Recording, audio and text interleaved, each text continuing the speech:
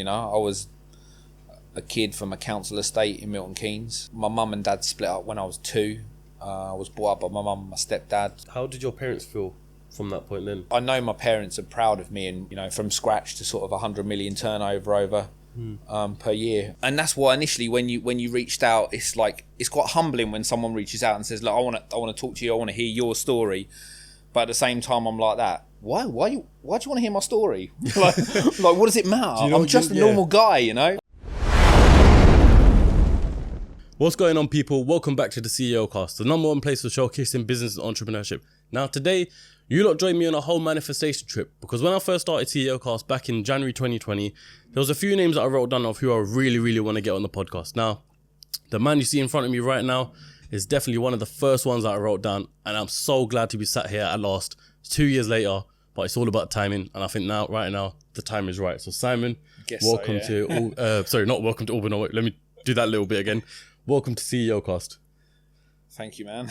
Appreciate you coming on. This is like a big thing for me because I hate talking about myself. And I hate to sound in 1 ounce of showy offness. Do you know what I mean? Yeah. And that's why initially when you reached out, it's quite humbling when someone reaches out and says, look, I want to talk to you, I want to hear your story. But at the same time, I'm like that. Why do you want to hear my story? like what does it matter? I'm just a normal guy, you know? 100%. But you know, it is from obviously when you're inside of the position, you don't see the impact that you've left and the legacy that you've made. But I mean, when someone like myself looking outside in, it's just like, wow, what has Urban become? What has Simon done? He's created this monster of a automotive industry sort of thing, and it's crazy. And that's why I think everyone wanted to hear your story. But look at it from this point of view. I'm just a normal guy from Milton Keynes. I'm off the back of an interview with Andrew Tate, international crazy playboy. I'm like that. My life seems fundamentally boring compared to recent stuff. You know? I know. But then exactly you'd say that, but then I'd be like, your life is proper interesting. Where we're sat today is proper interesting. What you do is proper interesting. Before we get into it, make sure you subscribe and set the bell notification to all so you never miss a single episode. So I think there's always going to be, I guess so. Yeah, I mean, balance to it. I've just shown you around, and you can see. I guess some people watching now might watch our YouTube channel and they see little snippets of it. Yeah. But the day-to-day business isn't. It's nothing. It's nothing what you see on camera. 100%. There's going to be a lot of things that you don't put on camera. It's me and you doing 15 takes to get something right for the first time. 4 takes, not 15. But yeah, man, how's your day going otherwise? Yeah, it's cool. Obviously, hottest day of the year. Yeah, so far. Thank God we're in aircon offices because my car is hot as hell today. Yeah. And you were asking me why I haven't got the roof down on my car. Not in this temperature. You know what though? So on our last video, me and Lenny done a little feature on like a Bentley GT, which was a coupe or a convertible. Yeah. And we've got this thing that people who have convertibles don't have it down when it's hot. But when it's cold, when it's like 8 degrees on December the 5th, put it down. They got the roof down. I'm like, what are you doing, man? I think us Brits are used to that weather. Yeah, I guess so. 8 degrees. 8 degrees to us feels like, it's warm weather. Yeah. But anything 30 plus, forget it. I'd rather do aircon all day long. But no, so we're at Urban right now, and it's crazy to think that you only started essentially in 2015, right? Yes. Yeah. So that's right. 7 years running, and this almost reminds me of like the Gymshark story in that sense, with the growth rate that it's had, and just in terms of the automotive industry, it's crazy growth. Gymshark is obviously a massive animal. I guess from a business perspective, in the automotive modification game, I guess it has grown. It's grown pretty quick. Yeah. For someone who just modifies cars, historically companies like this have grown to a certain point and then I guess plateaued. Yeah, stagnate. Yeah. But we did well. I didn't treat this like a car company. I treated it like a normal company. With different business strategies to try and grow different elements of the business to grow it into a bigger company rather than just get a car in, modify it, give it out. Yeah, I guess. What is it about Urban, do you think, that's helped it with that growth rate and made it stand out from everything else? Because I'm assuming, and I'm sure probably before Urban came around, there was probably aftermarket body kits that people could get for their cars essentially.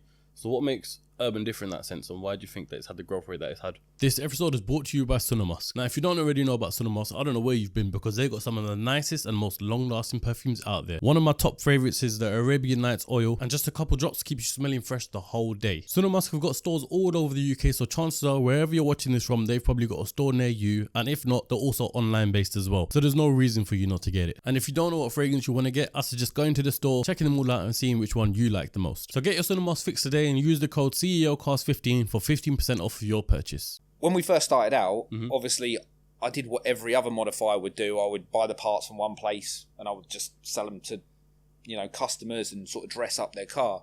I guess when you're modifying a car, it's a little bit like you can get dressed in the dark, yeah? You know, sometimes people's like attire doesn't go together. Your shoes don't match, you know. And that's I me think, half the time.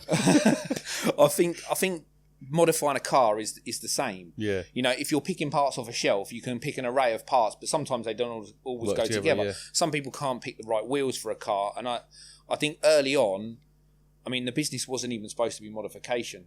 I'd done 20 years in IT, and I was kind of like fed up of the rat race, like going to, you know, London, always entertaining customers, like the corporate mentality, going, you know, pitching to big companies about computers and their mainframes and, you know, all of that. And I just kind of had enough.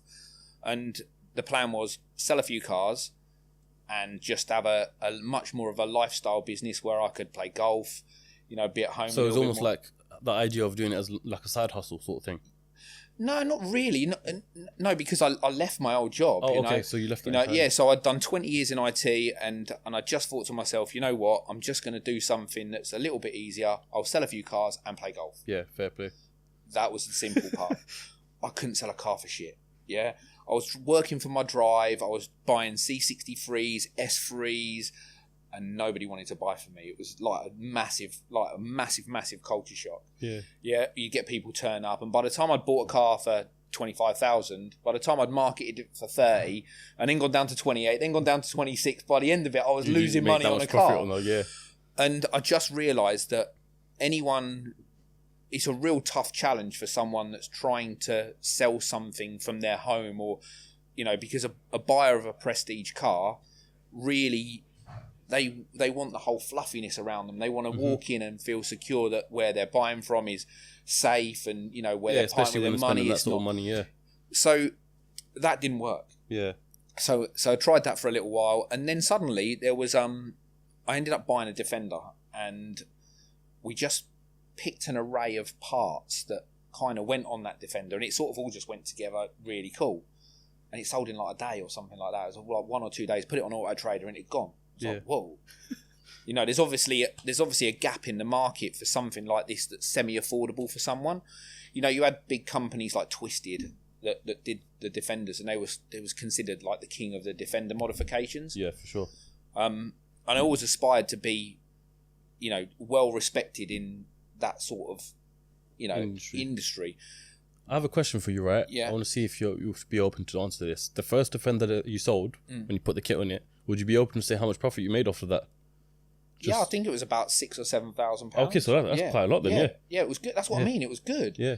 And I guess from a commercial business, identifying something that is lucrative, that was kind of like the light bulb moment, you know, where you've slogged your guts out, not for a long period of time in life terms, but 6 or 8 months trying to make ends meet with, you know, standard cars, performance cars. I mean, we called the company Nürburg to start off with, and it was based off, we was going to sell German cars, Nürburgring. It was all kind of like, it was orientated around that sort of stuff. Yeah. What a crap idea! It was terrible.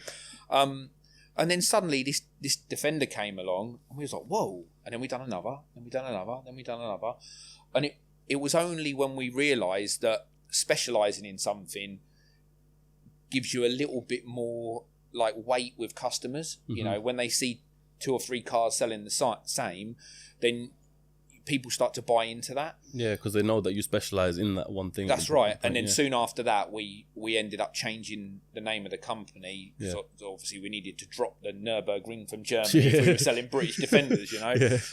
And the name Urban came along because we was kind of urbanising what is, you know, what everyone knows. An agricultural 4x4. You know, it's used to being on a farm, and we was making it urbanised by putting it into the city. Before we dive deeper into your backstory, right? So obviously you started the podcast and said you're coming after Andrew Tate off the back of that one. Yeah. We're coming off the back of you launching the new XRS, right? Yeah. Which is the new Defender. So the world's, you know, it's gone full circle. Yeah. And also the Cullinan. Yeah. As well. So, I mean, you smashed it as well in that point, right? But the Cullinan, like you were speaking about off camera. Yeah. What was your thoughts towards that and everything? I knew you was going to ask this. You have to, man. Because I'll be honest, when I first saw that, I was like, I'm not sure.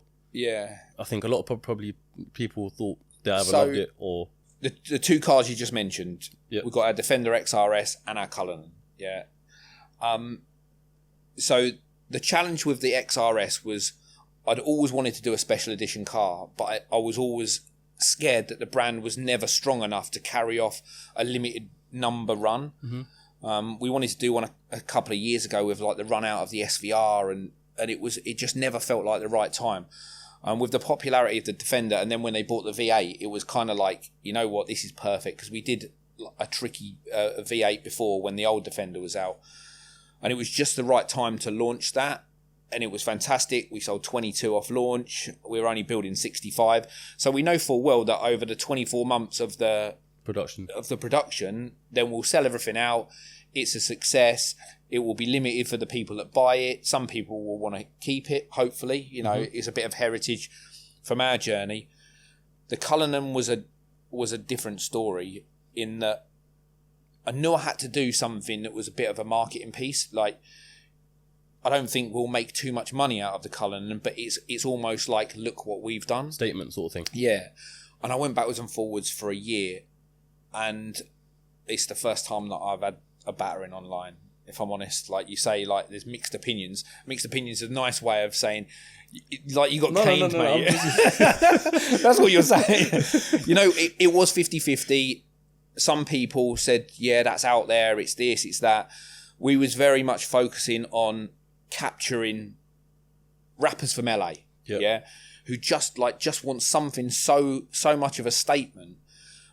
And I think particularly the British, nobody adopts something different. You seen the warehouse? Yeah. Well, I've got 60, 70 black cars out there. No one wants to buy a car with a colour. No one wants to do anything different. You know, you say to them, oh, you can have this, you can have that. No, I'll just have a black one. Sometimes people don't like change. No, what colour leather do you want? Yeah, I'll just go for black. They're always considering the resale of a car in front of their enjoyment. As opposed to what they're like, I love blue with cream leather. What do you want to order?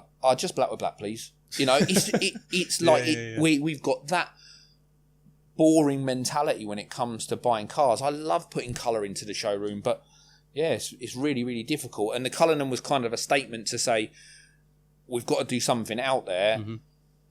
Granted, I did go real bold with it, and I think there's somewhere in between where I could have toned it down a little bit and not gone so bold with it for the UK, but it wasn't really aimed at that market, you know.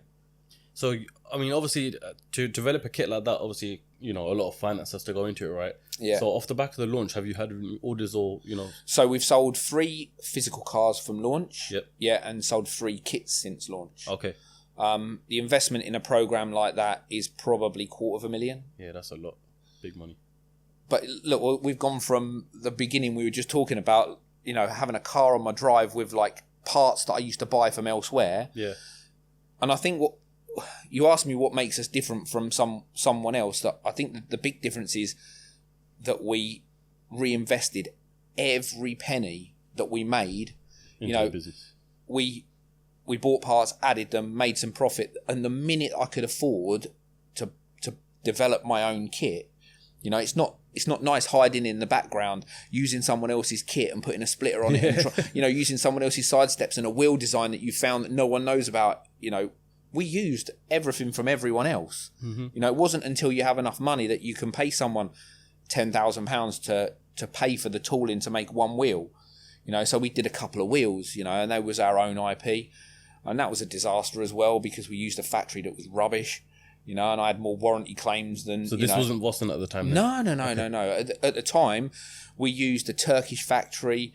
You know, it was sold to me that it was, you know, there was a fantastic factory, the price was right, and then we had wheels come through and people were hitting potholes and cracking them. Oh, is it? Okay. Yeah, so, you know, it worked out really expensive in the long run because... You would have had a lot of customers come back complaining. Yeah, customer complaints, and we kind of pride ourselves on doing everything right with quality and all the rest of that was what we was going for. Thank God we've got a fantastic foundry now that make our wheels, and we've also got our collaborative partnership with Vossen. So... Our forged wheels are made by the best wheel manufacturer in the world. Yep. And even that collaboration was a bit of a... It was kind of like a fluke. They thought we was older and more established than what we was. You know, the perception of us... Vossen thought that we was a lot better than what we was at the time. That's good in a sense because it shows that you came in with a bang, made a statement, and to the outside looking in, you guys have been around for decades. Yeah. Do you know what I mean? And for a company... It's been a long 7 years. I used to have hair at the beginning of this. That is crazy. But so going back to it, before 2015, right? You said you were working in IT. Yeah, that's it, yeah. So how old would you have been when you started Urban? You're asking my age now. Okay, we're not allowed to do that. No, of course not. No.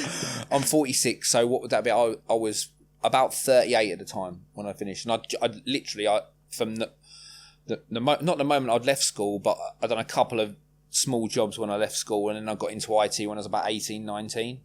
And it was always sales-based IT. It was never, I wasn't technical or anything like that. Okay, not like you, like network engineer. Mine were technical too, man. I was watching Netflix all day. You can say that now. I can say that now, yeah. So, it was always sales-based. It was always, like staff and sales and corporate, and, it was business to business, nice and easy.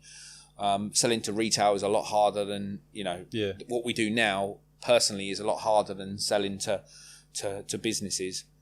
But yeah, I'd done so long in that industry. I wanted a bit of a change. Cars were my passion. Yeah.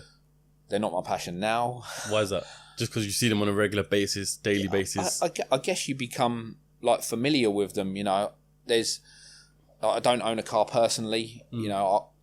No, I don't mind whether I drive the courtesy car Golf home or I test something or, I have actually bought one of the XRSs for myself. Yeah. But that's because I wanted number one and it's like my baby. It's the first time that, Look, I'm intrigued about this, right? So in that scenario, you say you bought the XRS, right? Yeah.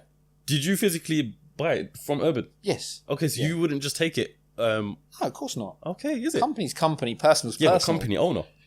Yeah, but I own the company with another person. So, one thing that makes a fantastic business relationship is you've always got to be honest and straight. And business first. If I take a pound out of the till, I owe whatever to my business partner. 100%, so I bought one of the XRSs myself. Yeah. It's a thing, isn't it? It's number one. I wanted to keep it myself. How long I'll keep it? I'm renowned for selling my cars quite quickly.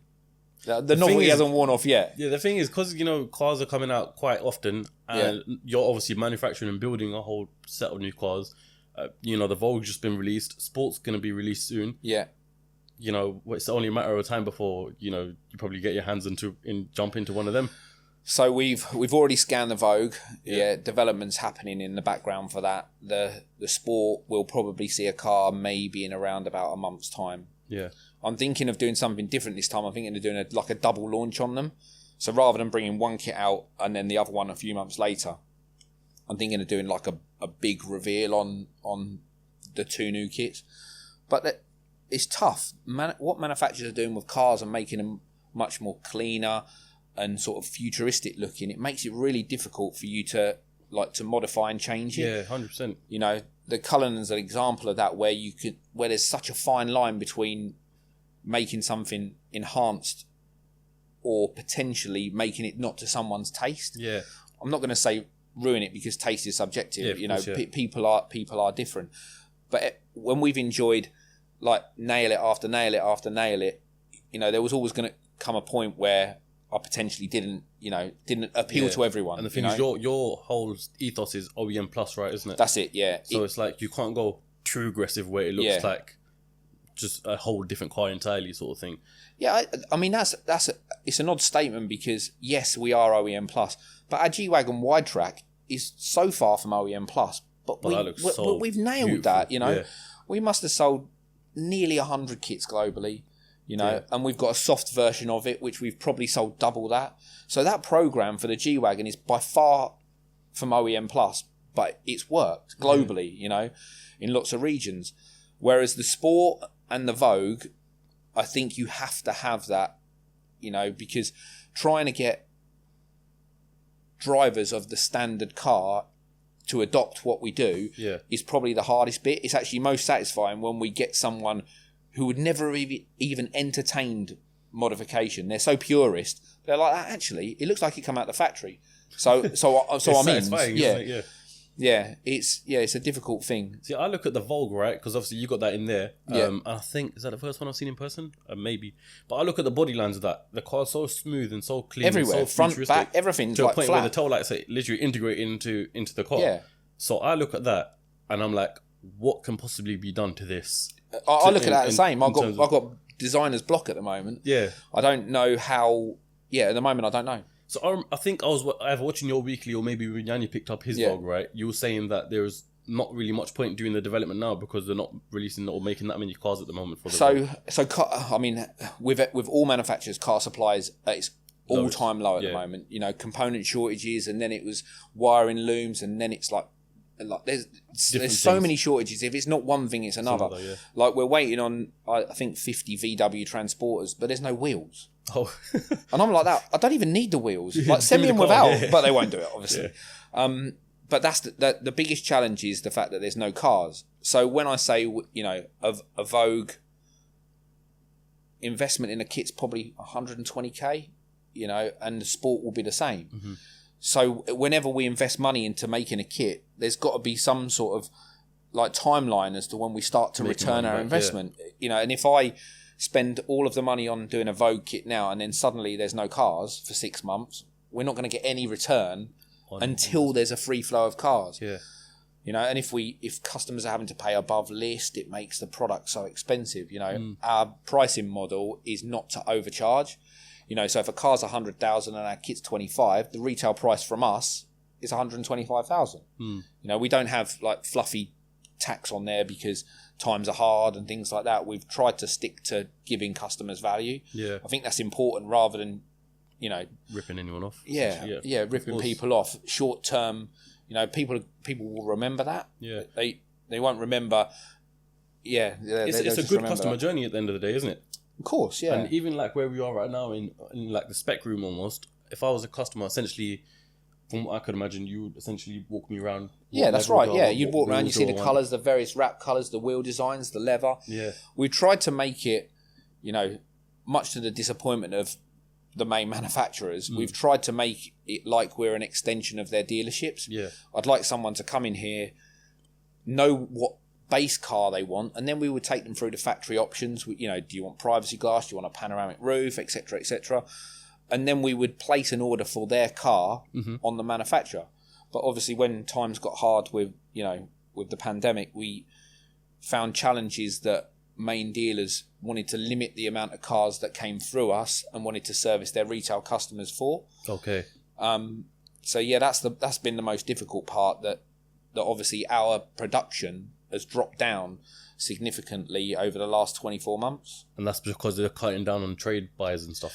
Yeah, I mean, obviously they're protecting their brand just as much as anyone wants to. Of course, yeah. But the thing that they're trying to do is they're trying to sell to retail customers that are local, so they get back their servicing. They got more, you know, if they're based in London and they sell a car to Scotland, they're not going to get the repeat servicing, are they? No, of course not, no. So from that perspective, I can understand why dealers have done it, and we just have to sit here politely in the background and, you know, as and when we can, you know, pick back up where we left off, we'll do that. You know, I won't do anything in the interim to jeopardise that ongoing relationship. Yeah, you know, it'll be easy for me to, you know, try and buy cars from everywhere and try and trade cars like that, but that's not what we're about. You know, once times become good again, we'll just pick up and where you left off from and go. Hopefully go from there. Yeah. Do you have some sort of prediction as to when they'll start rolling through the door again, or? You know what? So over a year ago, people asked me the same question. I was like, it will be at least a year. And if you ask me now, the answer is the same. It will probably be more than a year. So then what do you do in the meantime then? Because obviously, as you said, you've scanned the Vogue Sport will come, you'll scan that. But the whole development of the kit is another factor in itself, right? So then what do you do in the meantime of between then and now? Would it just be carry on doing, your defenders, your the current sports? Volks? Yeah, so we've got like different aspects to the business. We've tried to make it in little silos. So if one element of the business is down because of car supply, we've got other, so we've got our parts and conversions business, which is open to UK customers that own cars that want to book in for a conversion. So if you own a Defender now, you can call up, you can book the car in, we can, convert it and make it an urban car. We've got international dealers as well. So as you go around the globe, we've got trusted installers that install our products. So if someone from the US emails into us off Instagram or, just makes an inquiry, we've got people that we can put them in touch with in their local area to do that. So they're the two elements of parts, which has actually been quite a pickup. We've got two guys in the parts team that manage that part of the business, and they've done a fantastic job, growing that install base around the world. We've got our used car site, which has got 100 cars on it. So obviously we're still converting, 2 and 3 year old cars to basically fill the gap where new cars have dropped down. Yeah. New cars have gone from building 25 cars a month to 7, 8, 9, 10. So there's been a big chunk of that business that's just gone. What was the decision for starting the used? Because that only started in 2018, I believe. Yeah, a little bit after that. You know what? It was a local guy that was from the car industry, and at the time we was obviously shipping all of our, because we was a new car dealer, we were shipping all of our part exchanges out to other people. Okay, yeah. So we'd take a car in at the trade rate, and then we'd sell it to someone else at that rate, and then they was making money on it. Okay. And someone came to us and said, "Look." So you were literally just getting them out the door. Yeah. Okay. I mean, to us, it was a pain to have more cars around. And that could be any car, not just Range Rover. Any car. So I could, for example, say to you, I want to get any Defender in this area right now, obviously for sale. You could part exchange my M4. Of course, 100%. Okay. Yeah. And at the time, we would just pass it through to whoever bought M4s or whoever bought, BMW X5 or whatever. And then someone come to us and said, "Look, you're missing a trick here. There's a site come up in Milton Keynes that can house sort of 80 to 100 cars. Mm-hmm. Why don't I run it for you and we'll do it internally?" So yeah, I mean that's exactly what happened. We set up over there. We invested in making the site, which was an ex-Suzuki site. We made it look more boutique. We bought the brand elements into that. I saw that because I think back then you probably put up a before and after thing. Yeah, if I'm correct. Yeah. And that actually looks beautiful. I've driven past it as well a few times, and that looks like a miniature version of this building. Yeah, it is. Yeah, it's like exposed brickwork, black and white. So it's got the look and the feel of this place. So if you went over there and they sent you over here, you'd feel like you're in the same place. Yeah. And is that strictly urban then? Yes. Yeah. Just urban. It's all urban. So if you still get part exchanges now, you'd still do the same.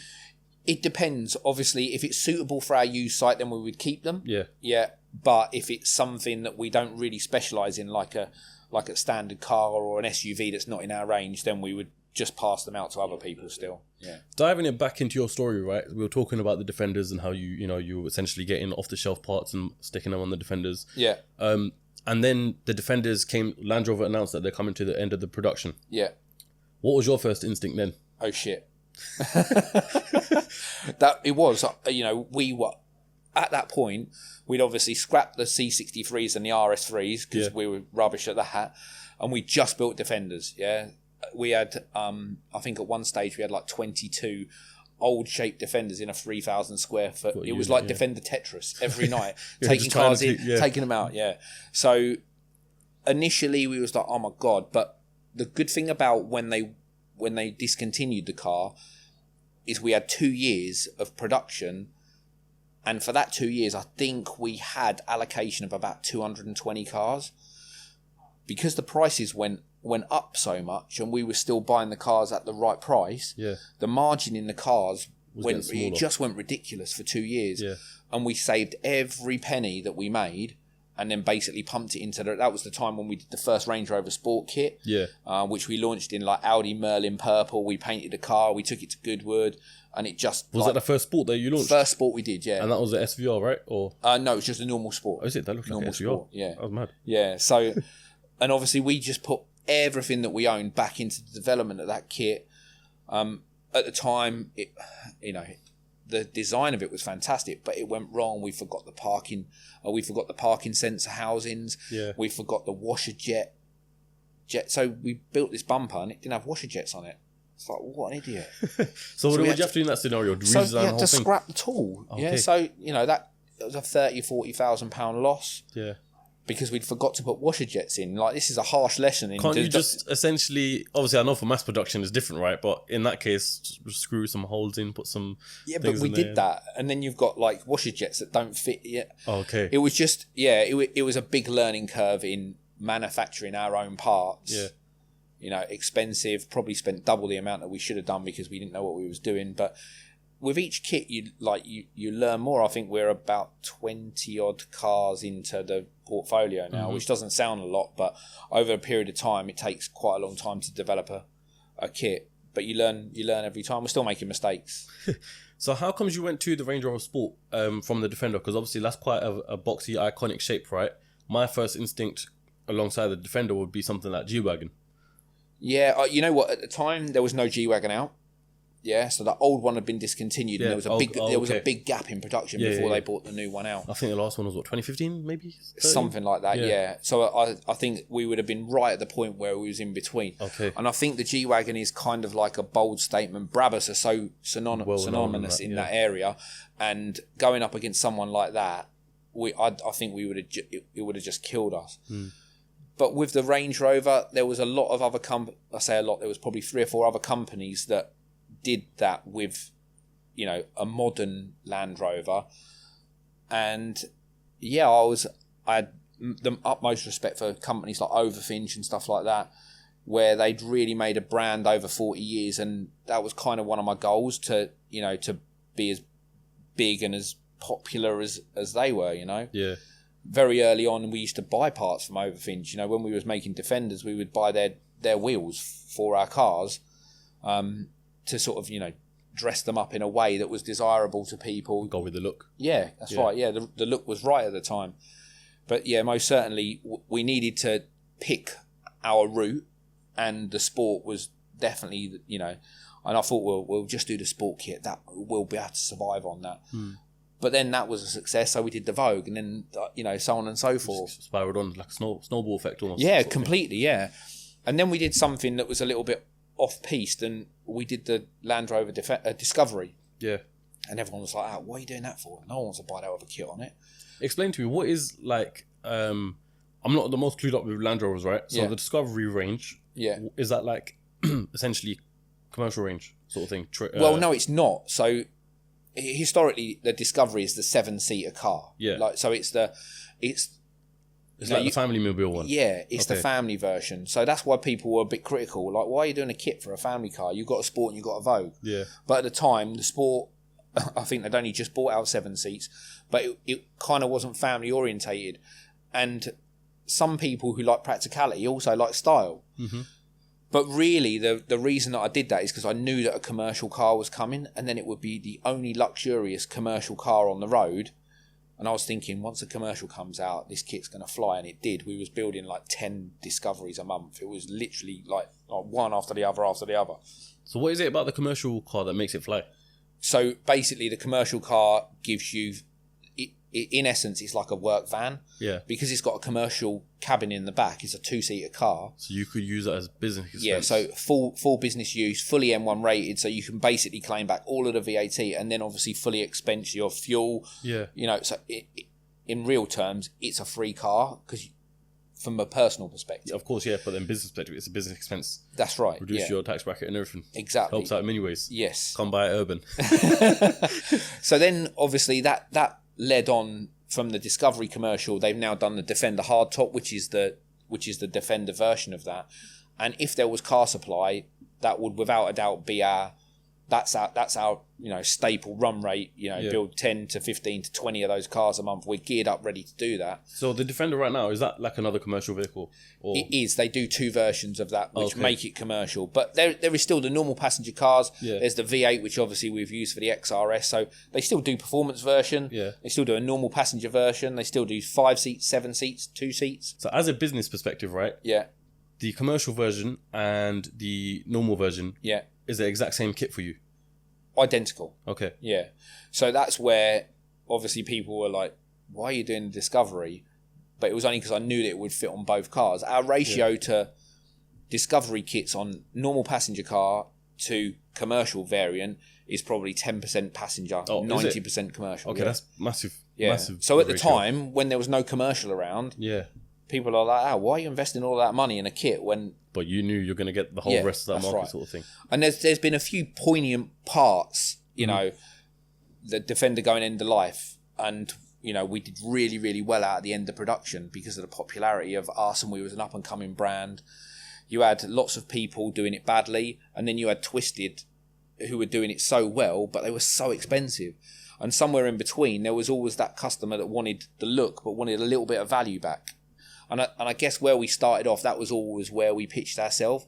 It was always a little bit of value, but still getting quality. Yeah. I guess the same thing happened with the Overfinch model. We was only trying to do exactly the same again, but rather than with the Defender and Twisted, we was doing it with a Range Rover and a Vogue from Overfinch. They was considered the best in the industry for Range Rover modification, and we just basically sort of pulled on their coattails for a little while, trying to be up there with them. Right, I want to get into something, right? So if people may be following you and following Yanni, they know that you've got a company together called Nero Design, right? Yep. Before we get into Nero Design and why that started and how that started, how did you meet up with Yanni? Did you know him for a long time? No. I didn't know him at all. So this is, it's a bizarre chain of events. So on social media, we had almost next to no following. Yeah, we had 1,500 people on Instagram. Yeah, the Defender community back then isn't what the car modification community is now. Defender drivers and modifiers are a completely different animal to the customers that we deal with now. We'd obviously gone through Defender period, and we just started getting into sport. And I think Jan was online, and he was renowned for selling his cars and getting a new car every 5 minutes. The wrap colour changed every 5 minutes. It was his thing. And one day he put up a post and basically said, what car should I get next? And one of my good pal's sons, he was really young. He was just coming into sort of social media. He was doing a lot of car spotting and photography. He would go and, take photos of all of the people driving around. And he basically just tagged me in and said, why don't you go to Urban? So at the time, we just probably bought out 3 or 4 Range Rover Sports. We was very, very early on. At the time, I think we used an AC Schnitzer kit with a front splitter that we developed, the first front splitter that we'd done. And we made that out of a plank of wood. It was so B-Tech. It was really, really bad. But anyway, he tagged me, and he kind of inspired me to reach out to Yanni. Yeah. I think I've still got the email, but all I done was 9:30 one night, I wrote an email. I run it past my wife because my grammar was shit. My spelling of my grammar was rubbish. And I basically just sent a heartfelt email in that, I'm new in the industry. This is what I'm doing.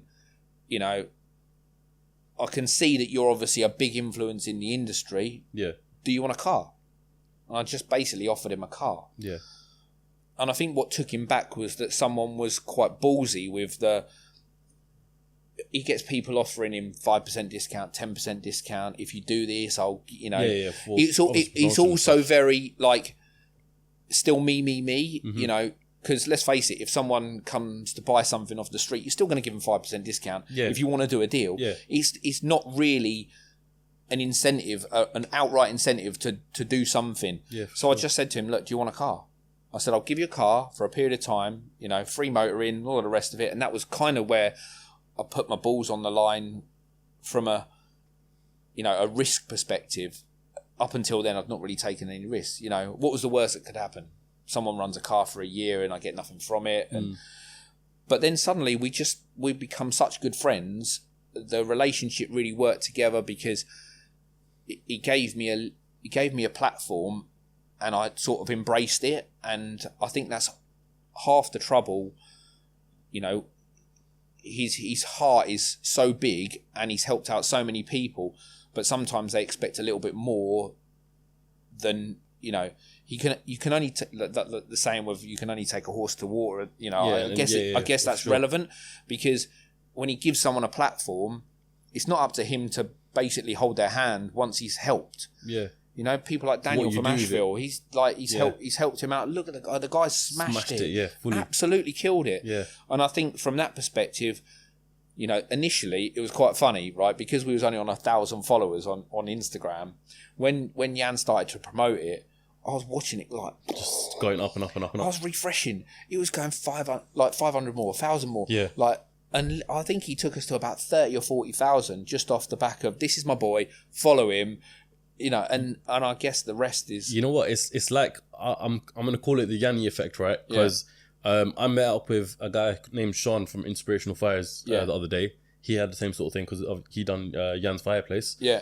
And then I remember when I first started CEOCAST as well, I'd done a podcast, and me and the guest at the time were talking about like the king of the rap industry or something. You mentioned Yanni, and then Yanni reposted that in your story, and I remember I was on like 200 followers or something, and overnight it just went up and up, and I was just surprised. But going back to when you wanted to give him the car, right? How long did it take from that email to get him in the car? Like a couple of days. Oh, is it? Okay, so it was quite instant. Yeah, so I sent him the email at like 9 o'clock at night, and my phone rang at like 10 something. Yeah. And I answered the phone. I was like, hello? And he was like, you just sent me an email, it's Yanni. I was like, oh, cool. You know, and we discussed it. I said, I'll come down and see you tomorrow. I brought the car down to see him tomorrow. Yeah. And I think, I can't remember where I left it there, but it was certainly back with him within a couple of days. So we'd gone from like email to phone to meeting to car within a few days. That is mad. And I guess like anything, sometimes you just know. And he was just like that. He said, you called me just putting it on my insurance? I was like, yeah, that's all good. I knew that I was taking a risk, but my gut told me that it just felt right. For the first time, it felt really good. I guess the rest is history. You know, we've got a fantastic relationship. I'm godfather to his daughter, you know, so it runs a lot thicker than, you know, just normal business with me and him. Yeah, it's family at the end of the day then, isn't it? Yeah, of course, yeah. And then you came around with Nero. So what was the decision for that? So Nero was based on... whose idea was it as well? Well, obviously, we make body kits for cars. Yeah. And we always wanted to do something together. And at the time, Jan was obviously into Hurricanes, Urises, Aventadors, and kind of like Lamborghini. And his relationship with Lamborghini was kind of like a thing. Yeah. So what we thought was, to enable us to do something together. Now, almost like just, it was just for the sake of doing something together. If I reflect back, it was just, just to do something together. Let's do it, promote it together. And then we bought out the Hurricane and the Aventador. Sales of that were moderate, you know. They were the launch cars, were they? Yeah. Okay, so there's not many of them in the UK, and I guess. People in the UK, again, what we said earlier about the whole, you know, I'll just buy a black with black car. The mentality with modifying in the UK is not like the US. You'll see purple Hurricanes, you know, US pink Aventadors. You know, they adopt it so much more. We have a big thing in the UK where people don't. What's the word? They don't change what they already know. Yeah, I think is people in the UK don't embrace like success and wealth. They're also critical. So I think people like to play it safe and tone it down deliberately because of what other people think. Okay. It's nothing to do with themselves and being happy that they can, like, if you want to go and buy a pink Aventador because that makes you feel great driving down the street, brilliant. But the problem is they're too worried about what other people think. Yeah. And it's the same with wealth and success. You know, people hate it. They damage cars. They scratch cars. So people try to do what they do but stay understated. I can't think where I was going with that, but you know. No, I get what you're saying. So like that was the launch of the Hurricane event. Yeah, so the Hurricane and the Aventador never really took off with how we expected it to. But then when Lamborghini released the Urus and we did the Urus kit, you know, Nero was kind of like a sub-brand of what we do, and it was basically just how we determined, you know, what we worked on together. As it happens, we're probably going to pull the Nero product back into the urban range and make it a full urban car. So when Lamborghini do the facelift of the Urus in January, we will make it an urban Urus. So I was going to ask this, right? So what's the distinction between having a Nero car versus an urban car? For example, why have a Nero Urus instead of an urban Urus when it first launched? And likewise for why have an urban G-Wagon instead of a Nero G-Wagon? Well, so there's no Nero G-Wagon. No, I know that. That's what, so I'm like, what's the I guess whether it be right or wrong, it was basically we was trying to sub-brand something that myself and Yanny were working on together. Maybe that was a right or a wrong decision, because we're now pulling that back into the urban brand. It's still, you know, co-owned by Yanny, that element of the business with me. But we just kind of wanted something that was distinguishable to Lamborghini. Okay. It was set out to be like supercar focused. Yeah. But then we looked at Ferrari. We thought most Ferrari drivers are like purists. There's not much modification, certainly in the UK. McLaren was another one. But there's a couple of other companies that have kind of got that, you know, quite well wrapped up. So it was more focused around supercars, but then, you know, we just ended up stopping on Lamborghini, really. Fair play. So what's the next car you will do for Nero? Or bring it into urban, essentially. So obviously we'll do the facelift Urus. We're going to do wide body on that one as well, because we kind of missed a few sales with how, you know. But the Nero Urus is wide body, isn't it? It's got wide. It's only wider arches slightly, but when I say wide body, I mean, you know, like proper wide body. Right.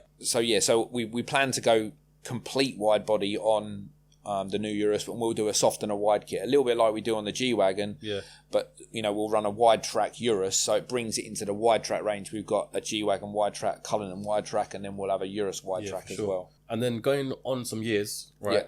You then brought in the urban line of the Bentley, for example. Yeah. RS6. Yeah. And what other cars have you got in that sort of range?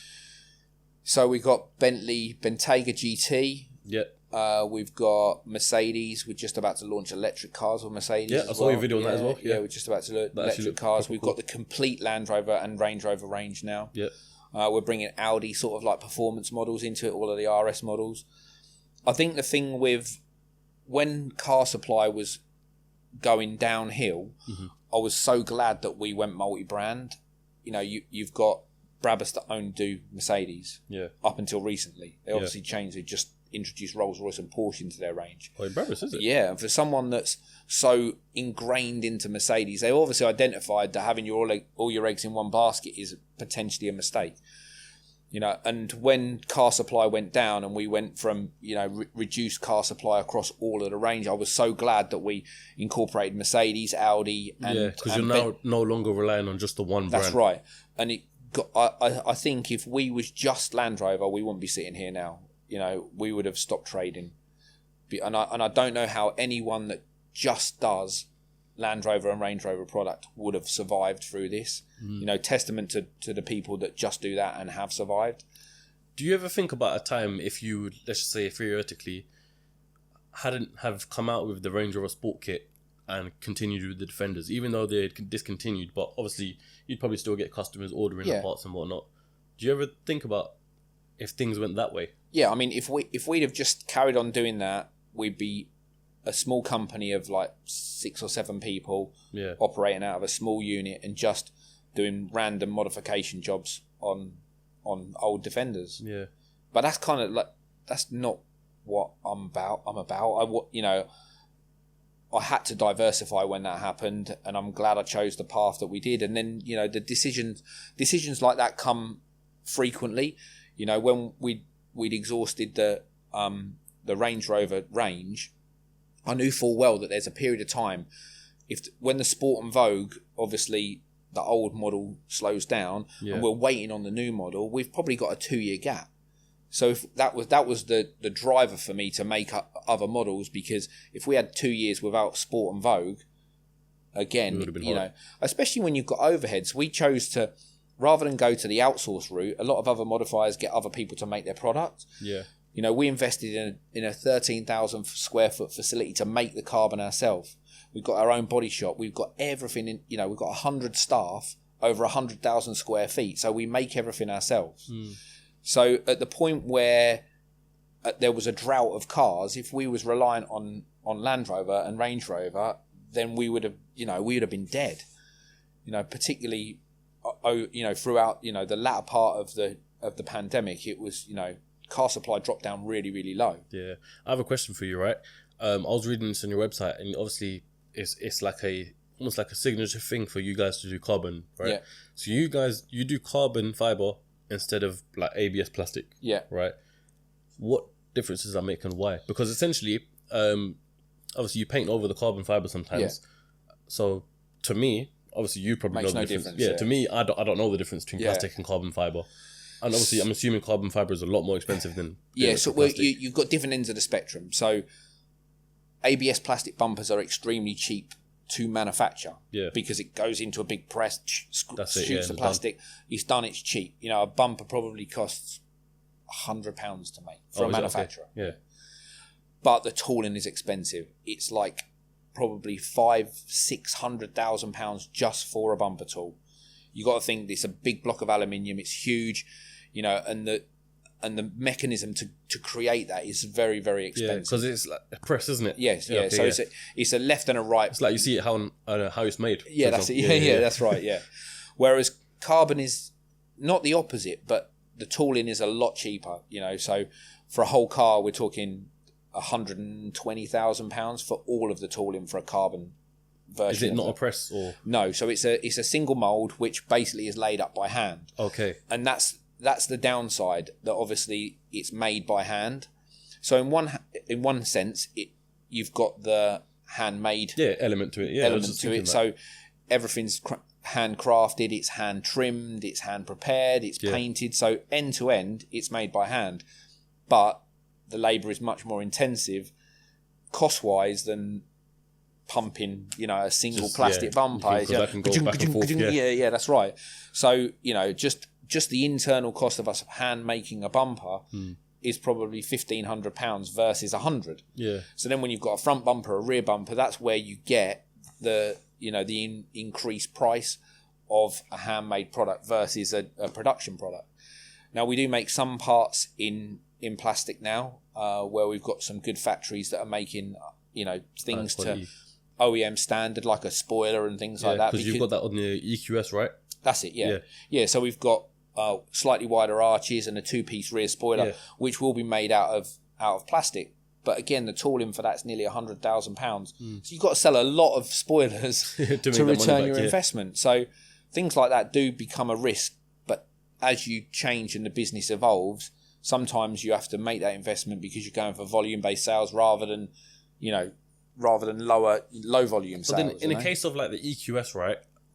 Do you think that would make the return on investment and stuff? I don't know. Because it's like, that's an electric vehicle, so that would be for it's demographic, isn't it? It's focused at company car drivers that want something a little bit different. Obviously, the cost of the kit is going to be considerably less, you know, than a Range Rover Sport kit. For sure, yeah, 100%.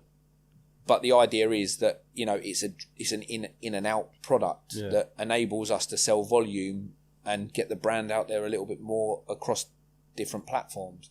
Now, I don't know how far it will go with the electric cars, but they seem to be taking over the world, you know. It is crazy. So going back to what I said in the beginning, we're here right now in this unit. Yeah. How big is this unit? 13,000, you said? No, this unit is 32,000. Yeah. Yeah, with 10,000 square feet of like mezzanine floor. And it seems like you're outgrowing this one as well. Oh, it's well and truly outgrown. Is this the one that used to be the Cog factory or something? Yes, like it is. Yeah. Okay, so these 3 units used to be the Coca-Cola factory. Yeah. And we actually walked into the unit on the left when we came here. So we used to operate out at just 10,000 square feet, one building, that was it. Yeah.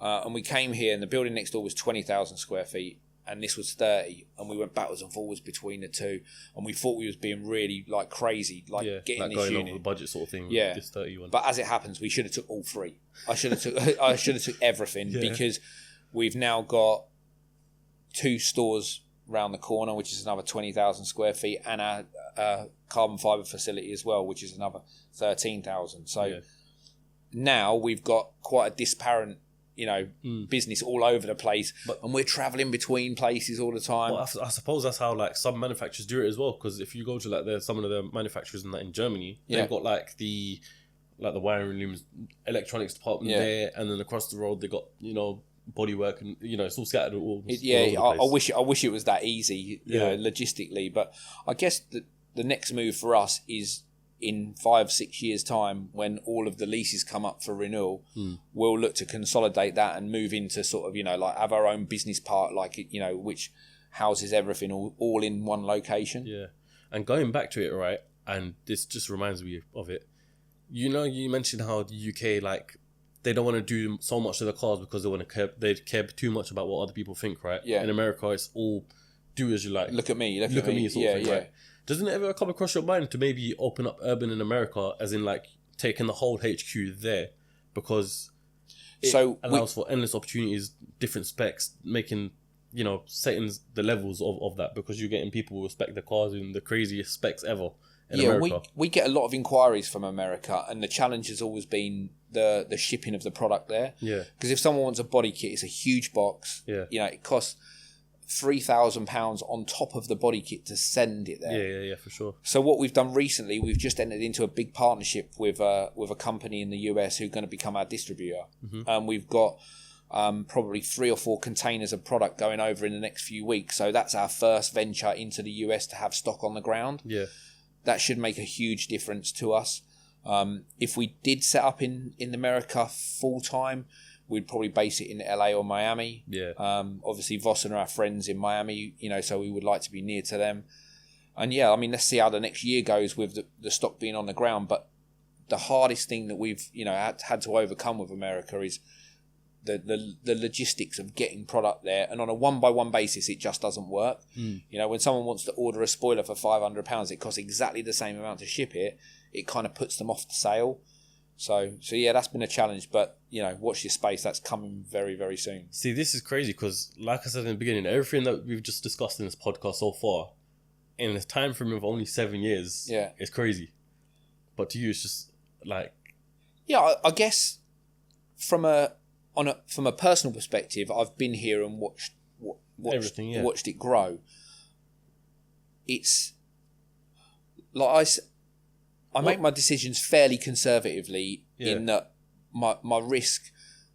Let's put it this way: I've not gone bust yet. Yeah. But all of the best people apparently in the world, they go bust before they become something else, crazy successful. And I think maybe sitting somewhere in the middle. What's the ultimate goal for you with this?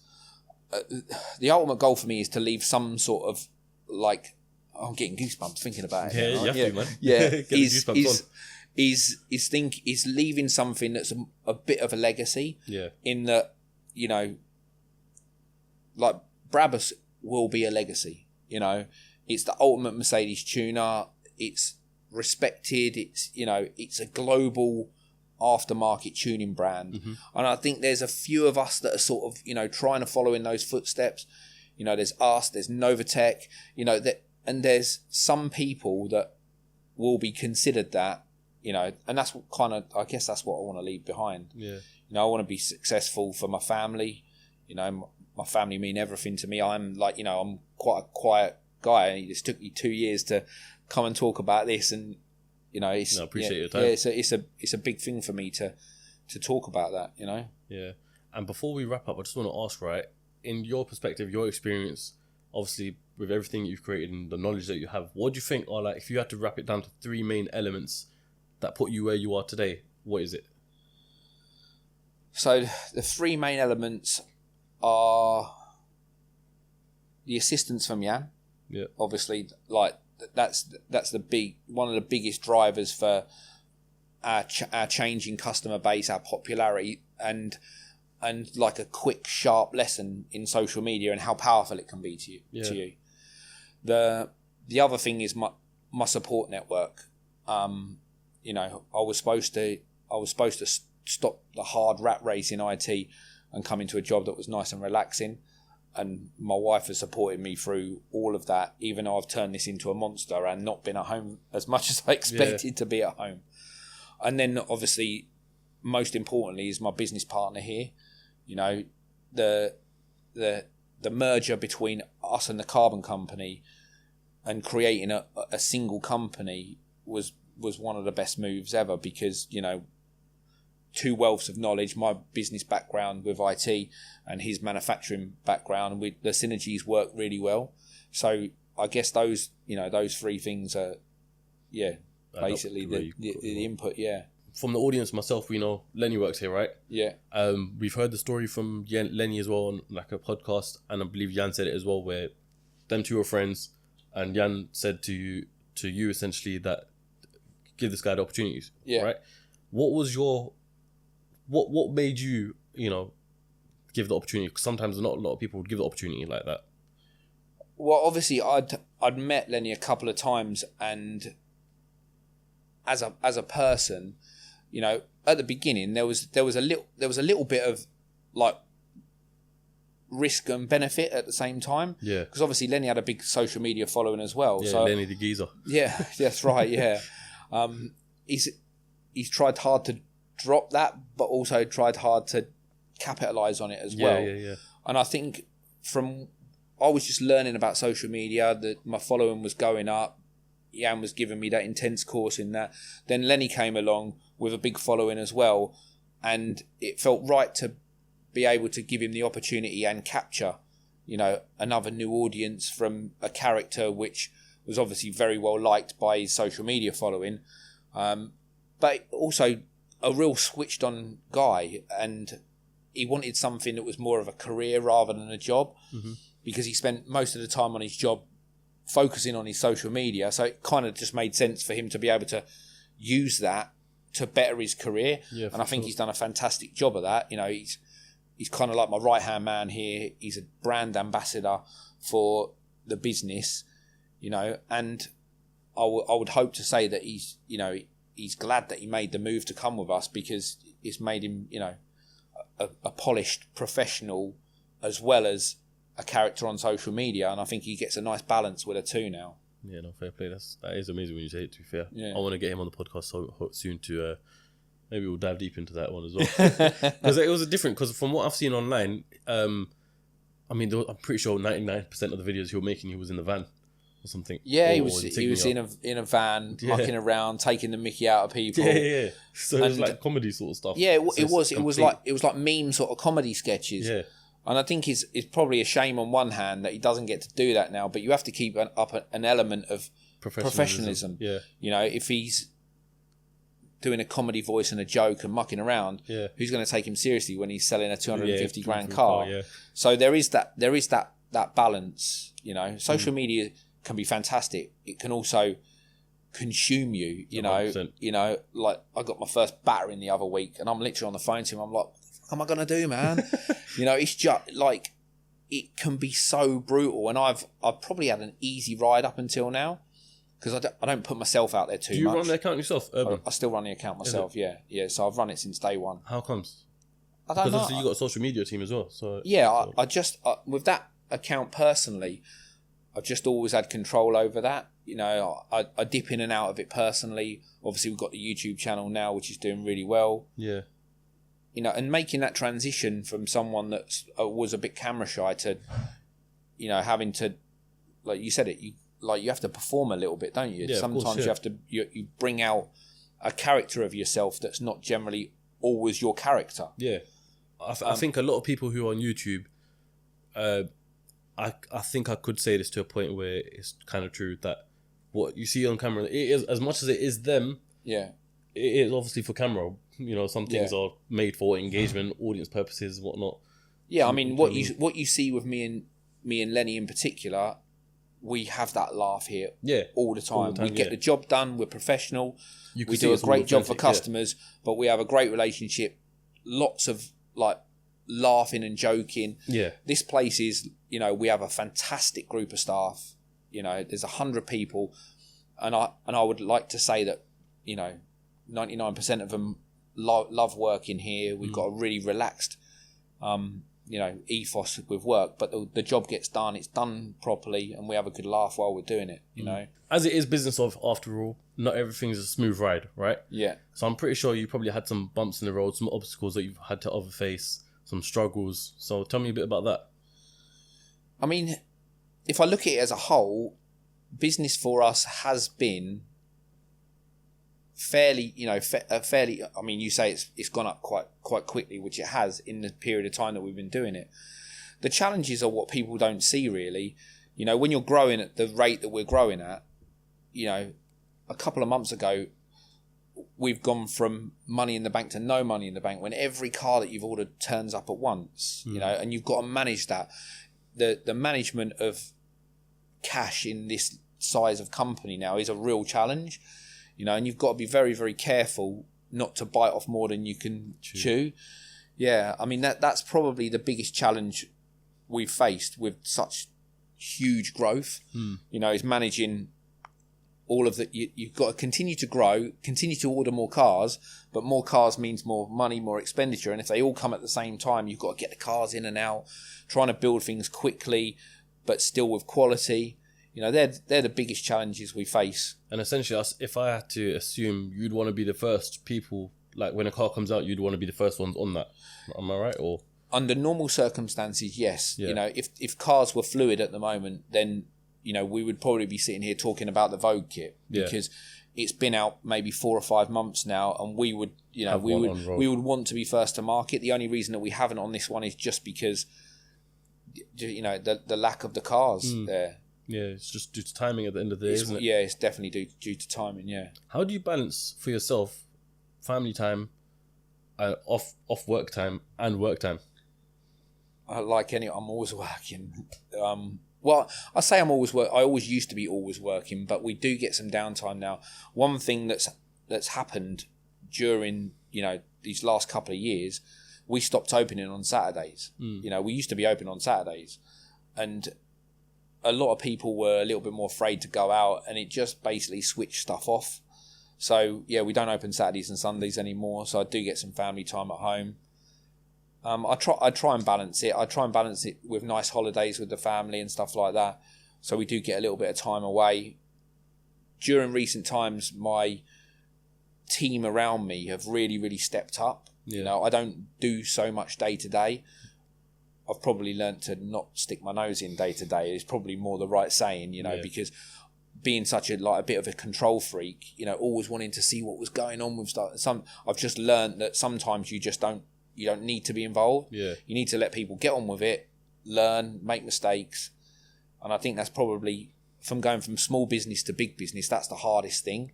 You know, my time is much better spent working on new kits, new projects, you know, and new areas to the business, you know, to make it profitable.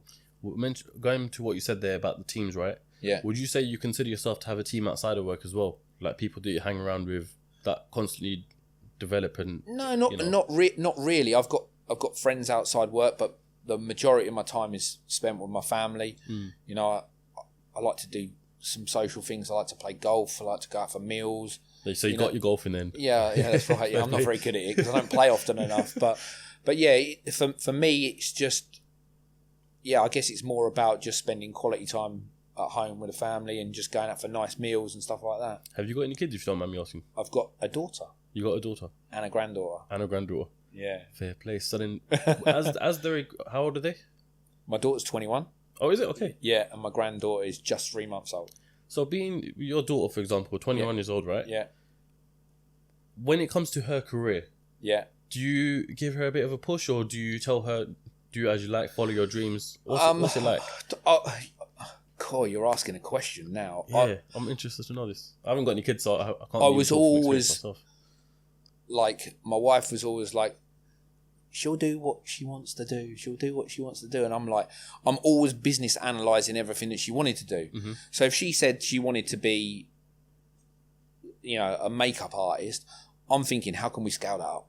how can we do this and buy that and manufacture this and blah, blah, blah. Completely different. And I guess sometimes people just follow their dreams because it's their dream and not because it's a business idea. Yeah.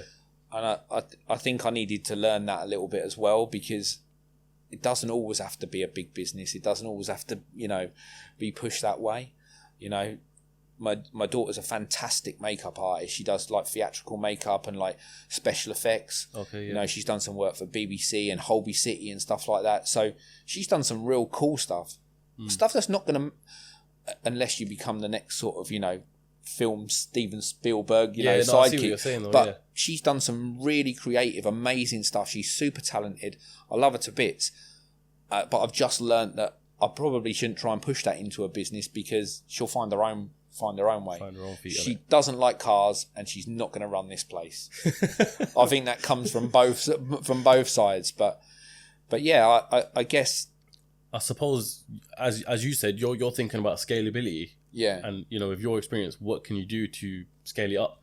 But then finding your feet and stuff like that. I don't know. I can't talk. I haven't got kids, so it's a tricky one for me to even comment on. Yeah, it is. And I think you just got to let them do what they're going to do. Yeah. Do you have a exit strategy with this, or do you plan to run this forever? It's different on a different day. Why is that? Well, some days it's really stressful. Literally, like I'm like why do I do all of this? Generally it will be cars don't turn up, something goes wrong, something breaks. So it will just be a culmination of stuff. It will be money, cars, and the whole thing makes me want to spontaneously combust. But then other days I'm like that. I just love this so much. I love it when people say what a great job we've done, how over the moon they are, that reveal that basically just makes them like oh my God, because it's something that's a little bit unique and it's not what everyone else has got. You really do get that out of people, which is the fantastic bit. Sometimes it makes me think that when we build this up to a level, there will be someone that comes along and says, I want to buy that. Never say never. I might be 60, 65 and someone come along with the right money to make me say, you know what, I had my time, I did what I did. But then other things make me want to see it all the way through until the day I die, and whether that's, partners coming in and me becoming some sort of non-exec chairman and just, sticking my nose in when it's not wanted every now and then. My daughter's partner, he's part of the business now and he runs the sidestep element of our business. I forgot to tell you about that. We're now manufacturing our own sidesteps, so he's coming up through the ranks. So there's strategic people coming through that potentially I could stay around for a little while longer when I'm not welcome. So with this sidestep, because I saw this on your website as well, right? Is it just a facility purely for sidesteps and side tubes? Is it? Yes, So basically, the manufacturer of the side steps that go on our cars, obviously, Urban have a demand, hundreds and hundreds and hundreds of side steps per year. Yeah. So what we did, we acquired another business that made side steps in the UK.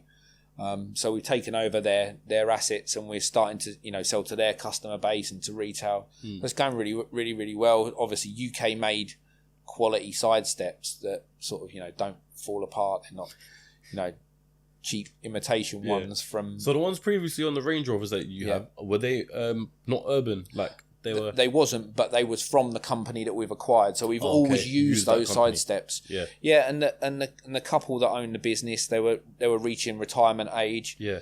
And they was looking for some sort of exit, and it was the perfect timing. Yeah. For us to come through and acquire that business and add it into our portfolio. In the beginning, when you were getting your carbon parts made, right, you went to a manufacturer, essentially I'm assuming probably hand them like the CAD design or something, they design it, right? And then later on you then acquired some of that business, am I right? Something along those lines? So what we used to do, we used to come up with the designs and we used to give them to a company to manufacture the parts. So we had no control over tooling, production, parts, and we was basically paying a cost per tooling and a cost for the parts essentially. So essentially like almost like a usual transaction in that sort of scenario.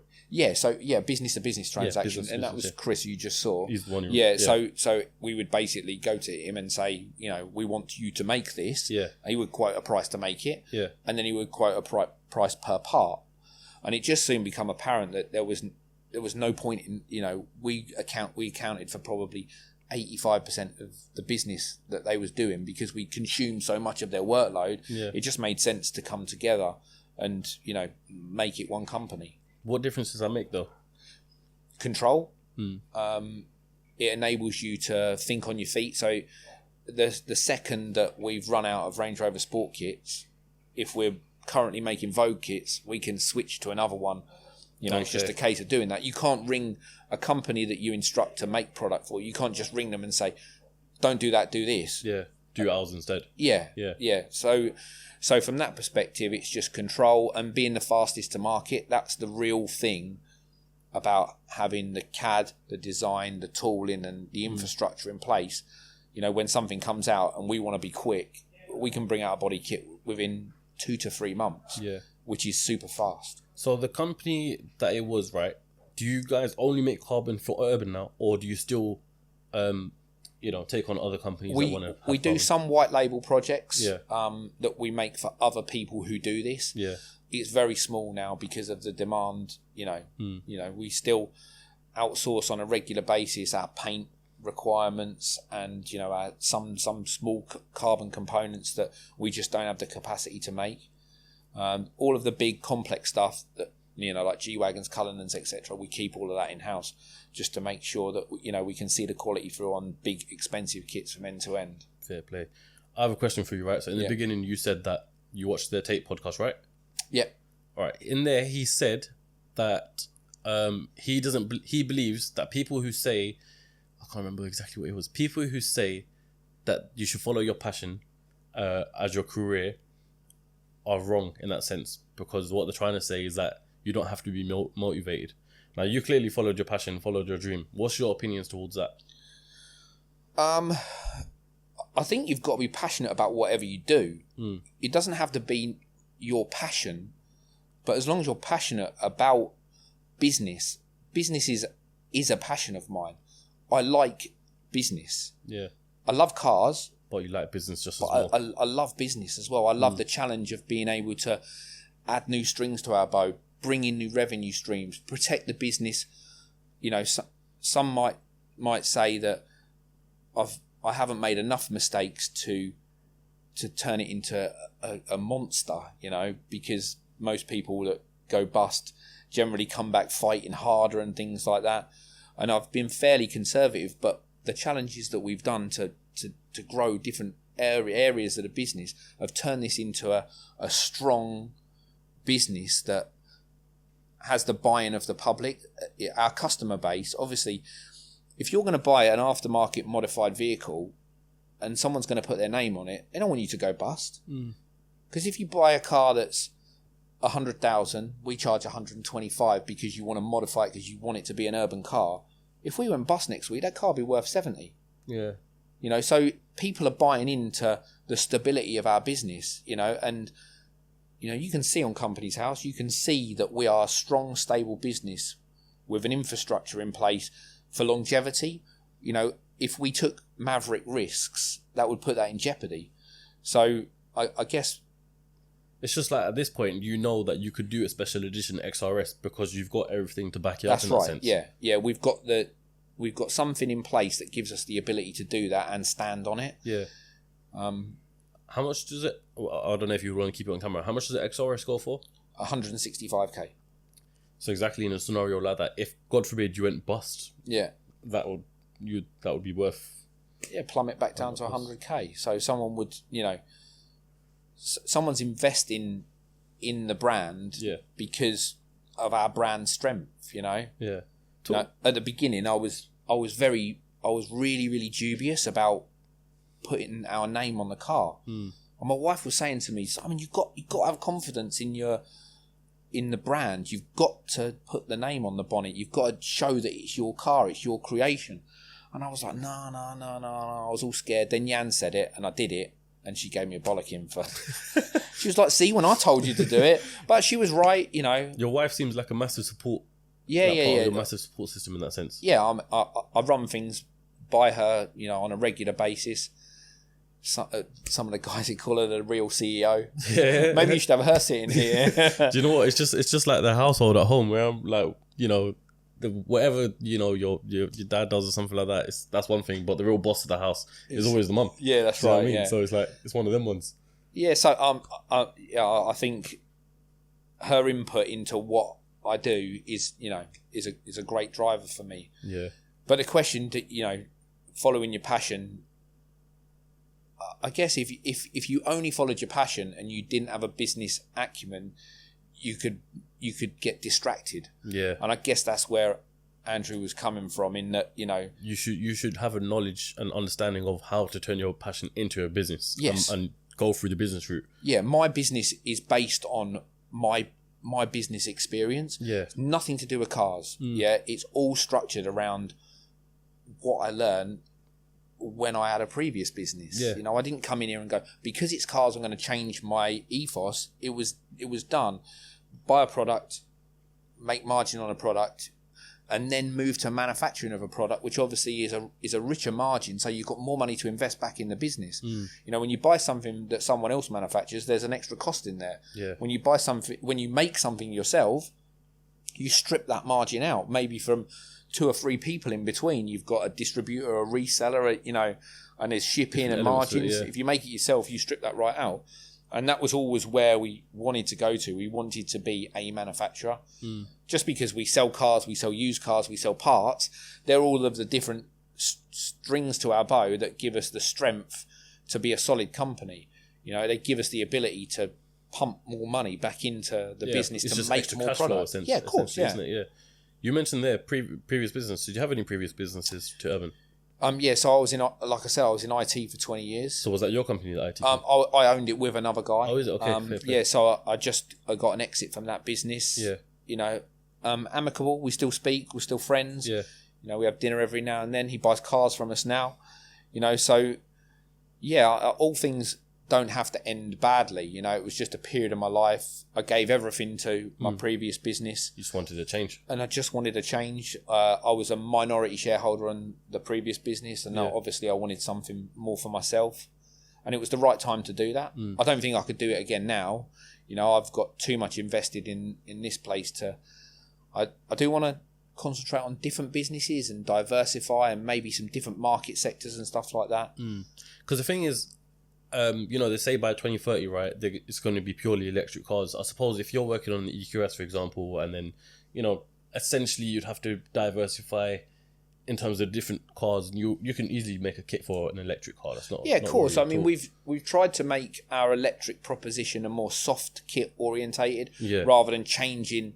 I don't think the electric car can carry it commercially. You know, there's some cars that can only carry a soft kit. There's some cars that can have a full body conversion.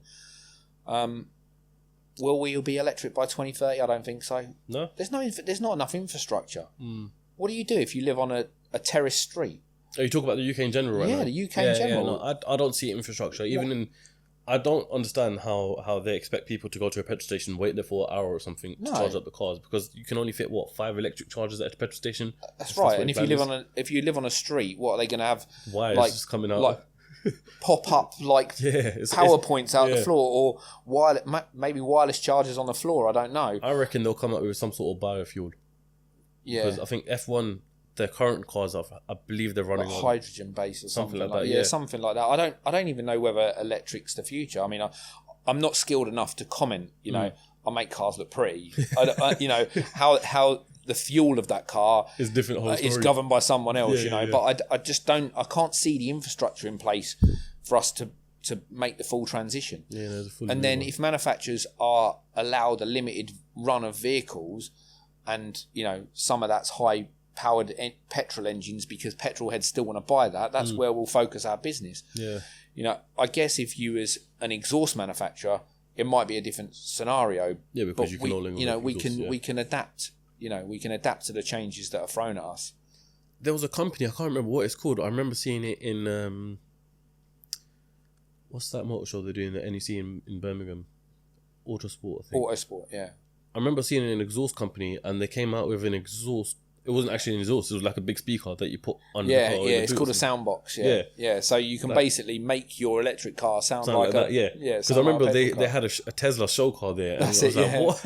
And you press the accelerator and it revs up, and you can change it from a V8 to a V12 sound. Yeah. That is mad. That is crazy. What do you want to do aside from urban? And obviously, I know you put all your time and energy into here, right? But in terms of diversifying, is there anything else you want to do? Property, crypto, Oh, mate, don't talk about crypto. No. Like, if you said to me, what's the worst bit of advice someone's ever given you? Yeah. Go on and say it. Go on, what's the worst bit of advice someone's ever given you? Don't get into crypto. Is it? Oh, Who advised you to get into crypto? I think it was just a friend, crypto, NFTs. But the problem is, even if you lose, it's still addictive.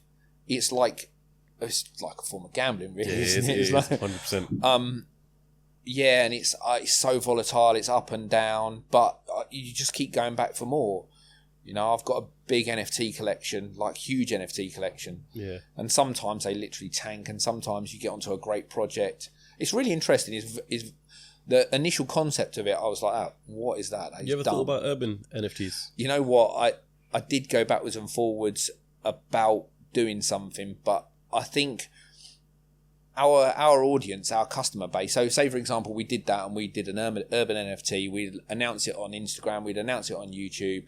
We'd talk about it. And I think it has to be our followers that will have needed to have adopted the NFT market space. Yeah. And I don't think a lot of them have, because there's so many people that just don't understand it. They're like, why would you pay that for a picture? Oh, what? So it's your picture, but no, someone else can buy it. And it like the whole it's a whole confusing. The whole concept about it being a picture is incorrect. It's you're buying into an investment project. Yeah. And I think once people grasp that, it will become. I think it's still relatively early. But that's the worst advice, because it's just like funny. NFTs, crypto. NFTs. I haven't bought any NFTs before, but the whole idea of it is just sometimes I still can't fathom it. Like it's a weird one. In that sense. But I know there's a company in America called RDB. And they've released their NFTs. I think they got a few people in the industry have. I think Audi have done some. You've got other car manufacturers. You've got watch manufacturers doing it now. And the thing is, this is the cool thing about it, right? Because you guys 3D scan the cars, you could have a whole car urban NFT. Yes. That would be so sick. Yeah. You could have, rather than different just a cars picture. with different components, with different carbon. No, I mean, the concept is there. Yeah, and customize your own urban car in the metaverse. Yeah. That would be... No, you could. Yeah. That's it. Do it. All the good ideas I thought of. I'll remember back to this point.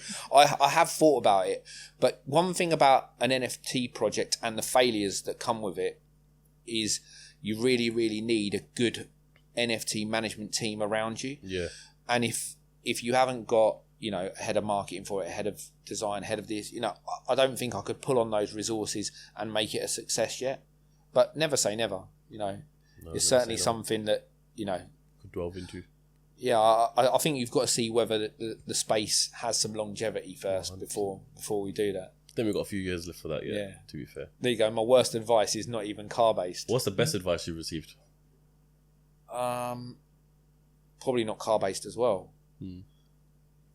I think maybe whether it's advice or whether it's good or bad, it changed me as a person. When I was younger, I think I got my first when I say high-powered job, my first job, earning 30-something grand a year. I thought I was like a boy. Yeah. And I was maybe a bit more of a show-off then when I was younger. And nobody likes a show-off, do they? To a certain extent. Yeah. And I think I told people how much I earned, And my best mate at the time pulled me to one side. He was like, don't be a dick. Don't do that. Yeah. Because the more people you do that to, the more people you're going to piss off. And I really, that resonated with me. And maybe that's why I'm so quiet, and I don't like to, I don't put anything personal on social media. Yeah. I don't, and I've treated people like that as I've gone on. I've never told anyone, how I really I'm struggling to tell you now how to talk about success and me. Yeah. And I don't know whether it was that comment that resonated with me, but I can hand on heart say that, I don't portray that image, it's funny you say that, right? Because I've got this going on in my life in some sort of as well, in some sort of way, right? In a sense where obviously it's no secret that this podcast makes money. Yeah. Yeah, of course. Yeah. And when I tell people, like obviously people close to me anyway, how much either the podcast makes in general, or just the Tate episode alone compared to when I was working at BT, like I say it in such a proud way of I would have had to work 15 months at BT to get Tate's podcast sort of thing, and it can come across show-offy. Yeah, of course. I say it in such a proud way, sort of thing. So for you, when you like boasting your salary, sort of thing, was it in like you're proud of what you've achieved? I think at the time it probably wasn't. I think maybe a bit of both, but I think he just literally just pulled me back down to earth, and I think it was probably the right time for someone to say that, because he was my best friend at the time, and he obviously didn't want anyone to think bad of me. Yeah. So I think when someone's that close to you and they can give you advice without you getting upset about it and you take it on board, I think that's half the battle. Sometimes when you say something to someone that might upset them a little bit, but it's from the kindness of your heart, best interest, and I took it that way, and ever since I just stayed true to that word, and that's the way I brought my daughter up. She's very, very, humble. She, doesn't say anything, about what we do and how we do it. I just think it's a nice trait in someone just to keep quiet about that sort of stuff, But again, that comes back to the UK embracing, not wealth but success, and people talking about it. It does rub some people up the wrong way, which creates online hate and social media hate and trolling and all of those things that come with that. And then that comes down to mental health and how it affects people and stuff like that. I suffer with quite bad anxiety. I don't talk about that too much openly, but all my staff know here. When you're having a good day and when you're having a bad day, when you feel like your heart's pounding out your chest. And we've got a couple of other sufferers here, and we talk about it, and we openly say, like, I'm having a bad day today, and it's not for any other reason apart from a reason that I don't even know. So how do you, like, if you don't mind me asking, how do you deal with anxiety as the CEO of the business, essentially? I acknowledge, I know what it is. I don't really know why it affects me. Sometimes, like, I'll be like having a panic, and my wife will say to me, "What's wrong?" And I don't know. I don't know. It just comes over you in waves, and whether it's a particular build-up of stress from other reasons, the culmination of something else, things on your mind, like a multitude of things on your mind, not just like, is this car going to go out on a Friday night, but it might be, is this car going to go out on a Friday night, is this car going to turn up, are we going to have enough money to pay the bills? Just many different factors just in your head. Like so much I don't know whether it's capacity based, where you just literally exceed your brain capacity and it just sends you into a bit of a mini internal meltdown. But sometimes I was nervous before this, we're just sitting having a talk, but it affects you. But sometimes it just comes from nowhere. And I think as long as you talk about it and people know that it's okay to talk about it, I think that's the hardest thing. Yeah.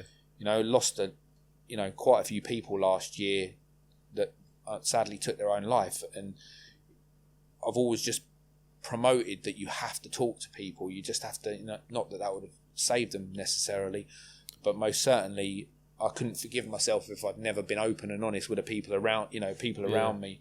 And not just that, but also on the other end as well, someone has to be very open. I advise this to everyone to be listening. To people being open and being honest and just hearing everything out. You know what I mean? Because you don't want to you don't want to make someone feel like they're just talking to a brick wall. Essentially, you want to. No, of course, you've got to acknowledge that that you're hearing them. Yeah, exactly. Because listening is just as important as talking. So there's a lot that goes on in the background. People see the fluffy front end of the video of me and Lenny mucking around, but they don't see the. I generally think it would be very interesting if you showcased all that side on YouTube and stuff as well. What video of me having a moment? Yeah, generally as it's just interesting as business to see like just like Simon cam almost all the time in here. Wherever you're going through any sort of like like the car hasn't turned up, this hasn't turned up. I know you do that anyway, right? Yeah. But it's just like both sides of it. Do you know what I mean? Yeah, I guess that is quite fly on the wall, isn't it? Yeah. Like really seeing what goes wrong. You know, you don't want to show people all of your mistakes, but you also want them to see your personality, and I guess that forms part of what we show to people. Yeah, you know, we are quite a real channel. You know, like I say, what you see is what you get here without the anxiety. Yeah, but they know about it now. There you go. No, I love watching your channel, man. Regardless, Thank you, whenever a video's there, I'm just like, yeah, let me put it on, let me watch it and stuff like that. It's sick. It's funny because I had so many messages off the back of you putting in your last weekly at the end of it saying that you're going to go on CEO because I had my DMs were flooding saying, oh really? And I watched the video, I just didn't get up to that point. Yeah. So when I got loads of messages, I was like, what are you talking about? Because I watched the video and then I watched it right to the end, and then it was literally there. It was just in the outro. Yeah, just in the outro. Yeah, just in the outro. And so it was funny, man. What was your upbringing like? Wow, probably the same as like millions of other people. You know, I was a kid from a council estate in Milton Keynes. For everyone watching, I don't know whether they know what a council estate is, but I'm guessing, you know, it's like just a rental house. Yeah, I mean, if you're watching this from America, a council estate would probably be the equivalent of the ghetto. Yeah, there we go. Yeah, so I was brought up on a council estate. My mum and dad split up when I was 2. I was brought up by my mum and my stepdad. Fantastic upbringing from a, you know, I don't look back on my childhood and I don't have any bad memories at all. But, you know, we had, you know, one family holiday a year. You know, we used to have fish and chips on a Friday night. You know, that was our treat. You know, so it was very, very, you know, basic. I went to a normal school, not private school. So my upbringing was, you know, like just normal. You know, I was bullied a lot at school. For what? Just random stuff by the local bully that would nick your lunch money off you and stuff like that. Give me your lunch money. No, why? No, why? Because it's mine. It's not yours. You know. And I think that probably, like, that does have a bit of a mental effect on you later on in life. Yeah. You know, it makes you. You know, I guess it takes you down one path or another.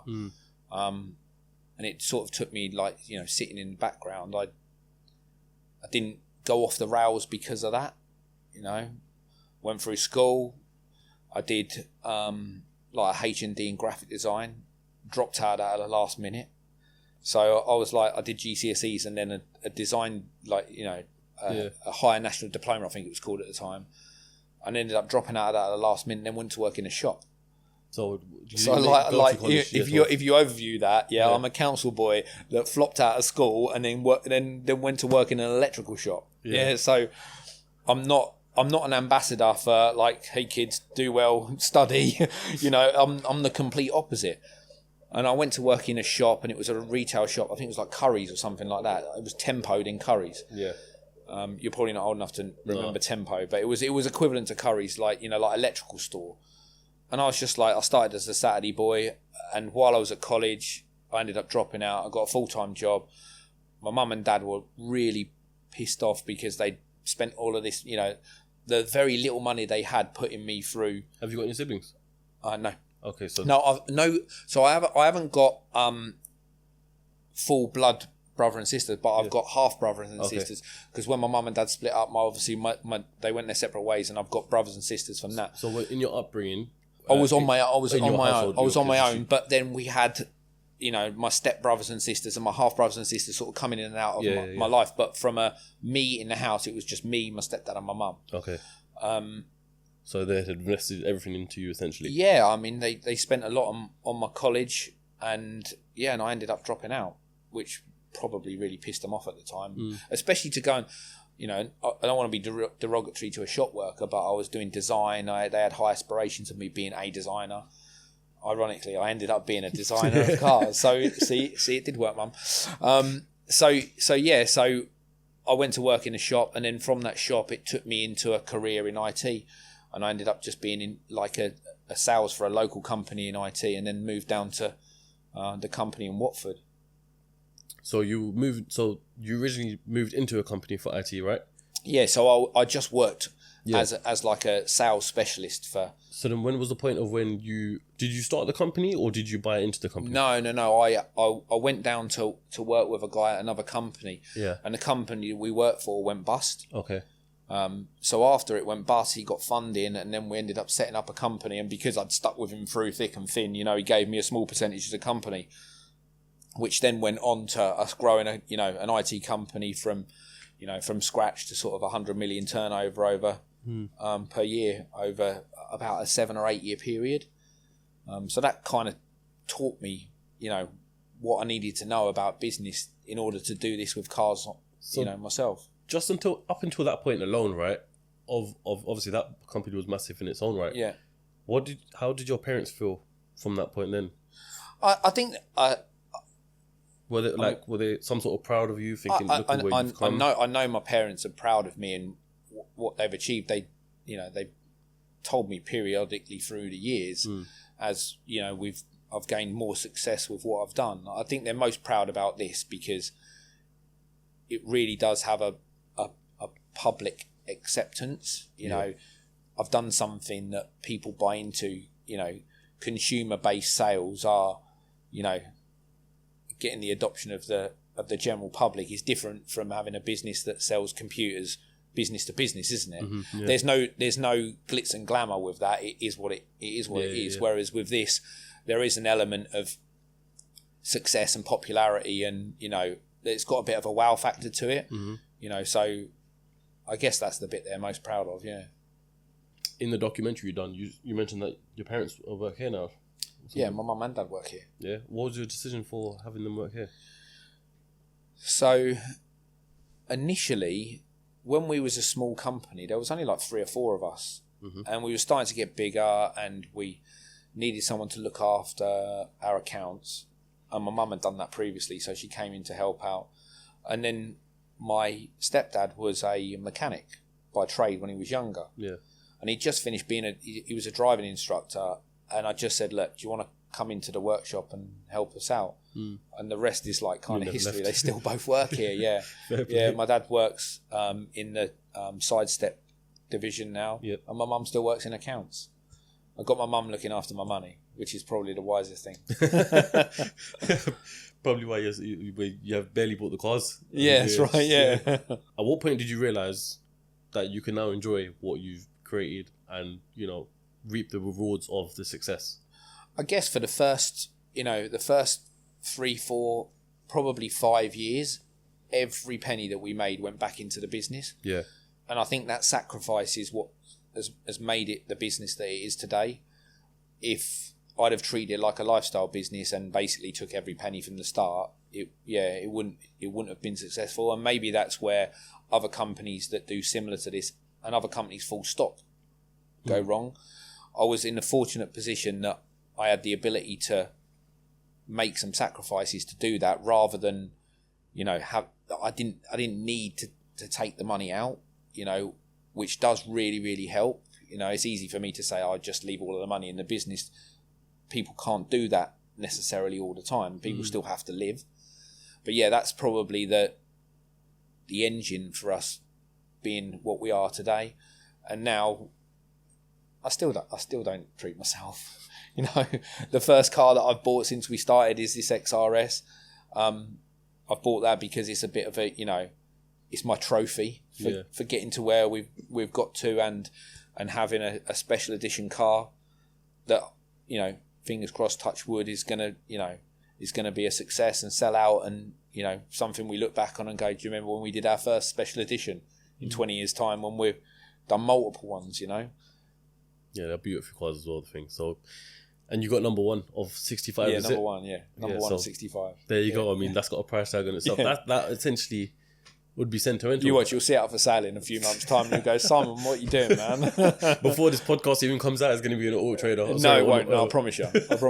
Bloody hell. That's good. Well, thanks for coming along. I do appreciate it. I've enjoyed myself. I appreciate you coming on CEOCAST. It's been, like I said, this is monumental for me, because, like I said, when I made that list of who I want on CEOCAST, it was yourselves on there, it was Yanni in there, it was different people, obviously being a petrol head. Yeah, of course, yeah. So this actually feels special to me because it's like... I appreciate you saying that, because it makes me feel like I've got to somewhere, sort of thing. Do you know what I mean?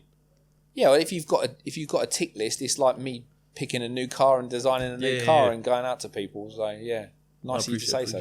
Thank you. Cheers, man. Simon. Well, before we end up, if you guys want to follow Simon on Instagram, you haven't got a personal Instagram, have you? No. Yeah, okay. So just follow Urban Automotive. Make sure you check out the YouTube channel. I'll leave it in the link in the description below, or you can click up here. I'm sure they'll have another weekly out at this point. And also, 20,000 likes on this episode, and hopefully we can get a Yanni on, because Yanni, if you are watching this, and I'm pretty sure you'll be, watching Simon's podcast, get on CEOCAST. And until then, I'll catch everyone on the next episode of CEOCAST. Sweet. Nice one. Good? Yeah. Appreciate that, Simon.